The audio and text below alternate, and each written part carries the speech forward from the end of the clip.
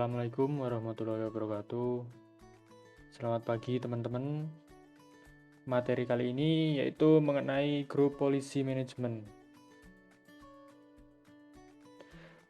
Jadi hari ini kita akan membahas mengenai apa itu grup polisi, lalu perbedaan dari registry dan grup polisi, lalu mengenai tools yang dipakai untuk mengkonfigurasi di Windows Server yaitu Group Policy Management Console, lalu cara implementasinya atau contoh implementasinya.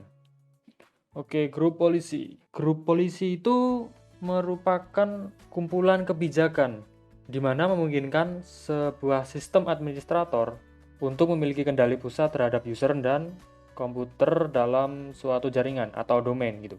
Oh ya, konfigurasi grup polisi ini tersimpan di Active Directory, di mana semua yang ada pada domain atau jaringan dapat membacanya. Oke, ini fungsinya ya. Berfungsi untuk menyediakan pusat kendali dari banyak pengguna komputer di suatu jaringan, terutama domain seperti yang saya bilang tadi. Lalu kenapa grup polisi ini digunakan? Yaitu mereka bertujuan untuk menyederhanakan konfigurasi. Contohnya, konfigurasi dari metode autentikasi, pengauditan sistem, pengaturan password, dan lain sebagainya. Mengenai registry dan grup polisi, menyangkut OS dan konfigurasinya, si registry ini permanen. Sedangkan grup polisi ini tidak permanen dan dapat dirubah-ubah, juga dapat di rollback kapanpun. Selain itu, registry ini berubah-ubah tergantung OS dan update yang terjadi di dalamnya. Namun, si grup polisi ini support dari perubahan apapun yang terjadi dari OS di bawahnya. Jadi misal registry ini ada update, ya berubah-ubah terus. Tapi kalau grup polisi, ya begitu terus gitu loh. Nggak diupdate, nggak diganti, kecuali si sistem administrator ini menghendaki. Contohnya gini, user A pada sebuah Windows berada di registry dan terus berubah-ubah bila user menghendaki. User ini maksudnya pengguna user A gini.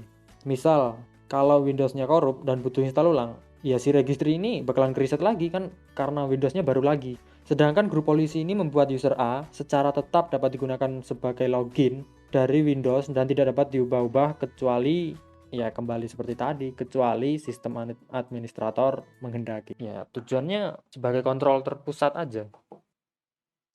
Lalu grup polisi manajemen control. Ini merupakan tools untuk konfigurasi grup polisi dari sebuah Windows. Contohnya begini, dari Windows Server A melakukan konfigurasi berupa user A, user B, dan user C. Dari grup polisi ketiga user ini itu akan diterapkan di Active Directory, di mana domain di bawah server A ini yang merupakan komputer A, komputer B, maupun komputer C itu dapat melakukan akses terhadap user A, user B, dan user C. Jadi mereka cuma bisa login dari user yang disediakan. Contoh, komputer A menggunakan user A, komputer B menggunakan user B, lalu komputer C menggunakan user C. Tidak bisa digunakan bila komputer A menggunakan user dari komputer C. Itu tidak bisa dilakukan karena sysadmin menghendaki. Simpelnya gitu. Selanjutnya implementasinya. Oke, di sini saya sudah siapkan Windows Server 2019 dan juga Windows 7 sebagai domainnya, local domain hostnya. Jadi kita masuk ke grup policy management. Lalu sebelumnya saya sudah siapin domain ya, cnd.test.local. Sebelumnya bila sebuah komputer ingin terakui dari sebuah domain, sebuah komputer itu harus join domain dulu. Caranya yaitu kita masuk ke komputer setting, lalu change setting, lalu di sini loh, ini merupakan member dari domainku cnd-local. Nah, contohnya seperti itu. Lalu bila sudah terjoin, maka dari Windows Server ini bisa melakukan konfigurasi terhadap komputer di bawahnya. Pada praktikum kali ini akan saya contohkan dalam pengaturan password dari sebuah grup polisi, yaitu masuk ke cnd-local, default domain, settings.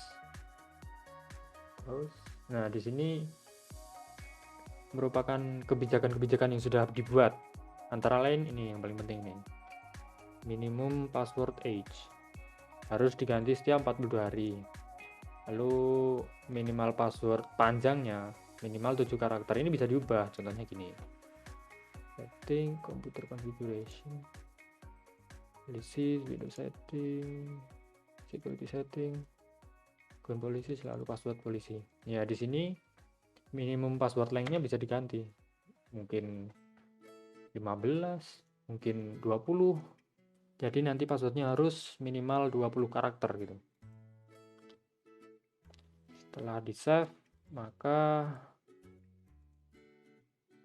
setting di sini pun akan berubah. Oke, gini ya. Yap, cukup sekian praktikum pada hari ini. Wassalamualaikum warahmatullahi wabarakatuh.